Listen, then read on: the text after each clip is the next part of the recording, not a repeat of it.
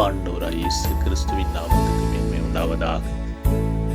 எபிரேயர் 13வது அதிகாரம் வசனம் 8 இப்படியாய் சொல்லப்படுகிறது: இயேசு கிறிஸ்து நேற்றும் இன்றும் என்றும் மாறாதவராயிருக்கிறார் என்பதாய்.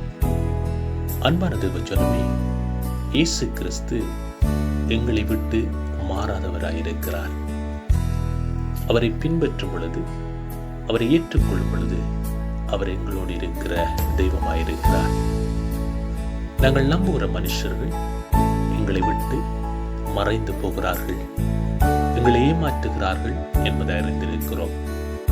ஆனால் கர்த்தர் சொல்லுகிறார், எங்களை விட்டு மாறாதவராய் இருப்பேன் என்பதாய். அன்பான தேவஜனமே, கர்த்தரை முழுமையாய் கர்த்தரை ஏற்றுக்கொண்டு கர்த்தருடைய வார்த்தைகளை முழுமையாய் தியானித்து வாழும் பொழுது கர்த்தருடைய ஆவியானவர் எங்களுடைய வாழ்க்கையில் கிரியை செய்கிறவராயிருக்கிறார். மனிதர்களை நம்பி, மனிதர்களுடைய பொய்யான வார்த்தைகளை நம்பி நாங்கள் வாழும் பொழுது நாங்கள் ஏமாற்றப்படுகிறோம். ஆண்டவராய் இயேசு கிறிஸ்து உங்களை ஆசீர்வதித்து உங்களை பாதுகாப்பாராக. God bless you.